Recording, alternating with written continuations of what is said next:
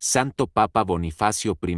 Cada 4 de septiembre, la Iglesia recuerda a Santo Papa Bonifacio I, Papa número 62 de la historia. Martirologio romano, en Roma, en el cementerio de Máximo, en Vía Salaria Nueva, sepultura de San Bonifacio I, Papa, que trabajó para solucionar muchas controversias sobre disciplina eclesiástica. 422. Etimología: Bonifacio, que hace el bien, viene de la lengua latina. Elegido el 28 de diciembre del 418, falleció en Roma, el 4 de septiembre del 422. Poco se conoce de su vida previa a su elección. El Liber Pontificalis lo llama un romano, e hijo del presbítero Jocundus. Se cree que fue ordenado por el Papa Damasus I 366-384 y que fue representante de Inocencio I en Constantinopla, c. 405. A la muerte del Papa Zosimus, la Iglesia romana entró en el quinto de sus cismas, con el resultado de dobles elecciones papales que perturbaron su paz durante las primeras centurias. Poco después de las exequias de Zosimus, el 27 de diciembre, 418, una facción del clero romano formada principalmente por diáconos, tomó la Basílica de Laterán y eligió como papa al archidiácono Eulalius.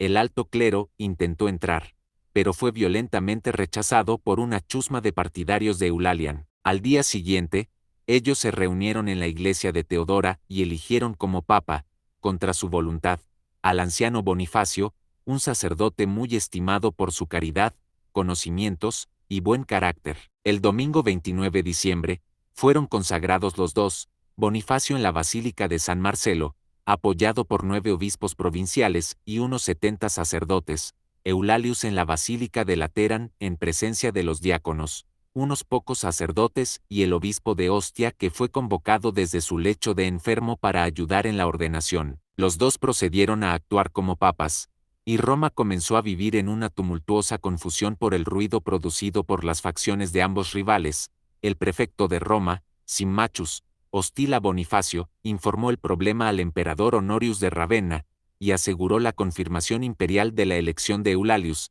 Bonifacio fue expulsado de la ciudad. Sus partidarios, sin embargo, lograron hacerse oír por el emperador, que convocó a un sínodo de obispos italianos en Ravenna para reunir a los papas rivales y discutir la situación. Marzo, 419. Incapaz de alcanzar una decisión, el sínodo tomó unas pocas decisiones prácticas pendientes hasta un concilio general de obispos italianos, galos y africanos, a ser convocados en mayo para solucionar la dificultad.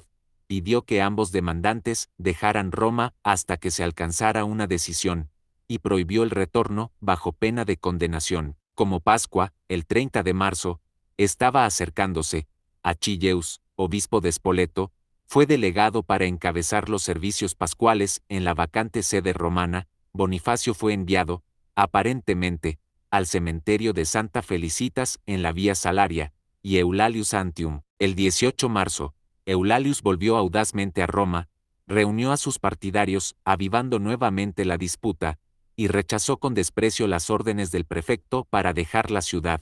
Tomó la Basílica de Laterán el sábado santo, 29 de marzo, decidido a presidir las ceremonias pascuales.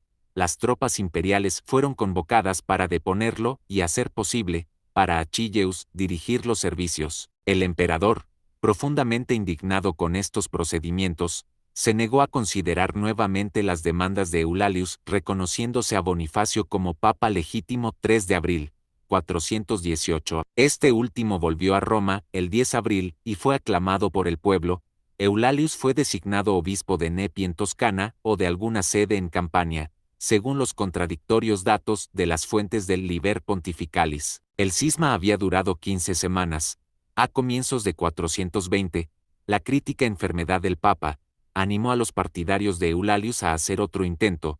Ya recuperado, Bonifacio pidió al emperador 1 de julio, 420 prever alguna manera de evitar un nuevo cisma en el caso de su muerte. Honorius promulgó una ley estableciendo que, en el caso de elecciones papales disputadas, no debe reconocerse ningún candidato, y debe efectuarse una nueva elección. El reino de Bonifacio fue marcado por el gran celo y actividad en organizar la disciplina y la autoridad.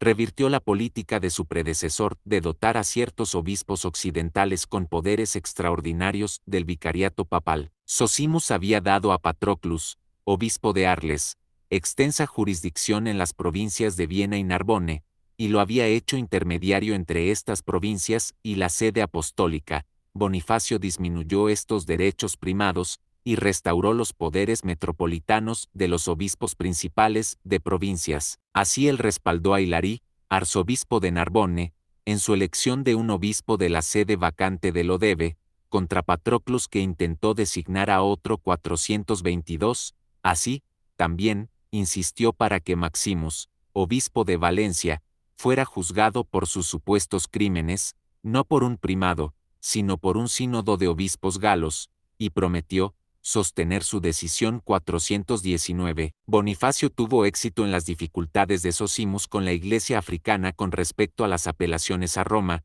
y, en particular, en el caso de Apiarius, el concilio de Cartago, habiendo escuchado las presentaciones de los delegados de Zosimus, envió a Bonifacio, el 31 mayo, 419, una carta en respuesta al commonitorium de su predecesor.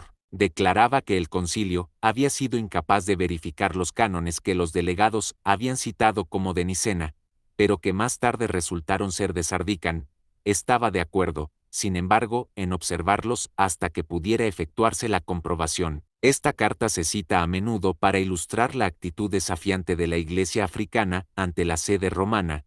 Un estudio imparcial de la misma, sin embargo, debe llevar a una conclusión no más extrema que la de Dom Chapman. Fue escrita con considerable irritación, aunque en un muy estudiado tono moderado. Revisión de Dublín.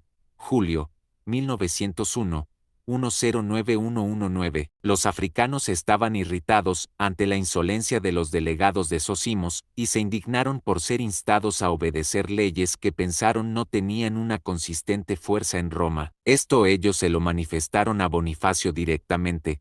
Todavía, lejos de repudiar su autoridad, le prometieron obedecer las leyes sospechosas, mientras que reconocieron la función del Papa como guardián de la disciplina de la Iglesia. En 422 Bonifacio recibió la apelación de Antoni de Fusula que, a través de los esfuerzos de San Agustín, había sido depuesto por un sínodo provincial de Numidia, y decidió que debía ser restaurado en el caso de que su inocencia se estableciera. Bonifacio apoyó ardientemente a San Agustín en su combate contra el pelagianismo.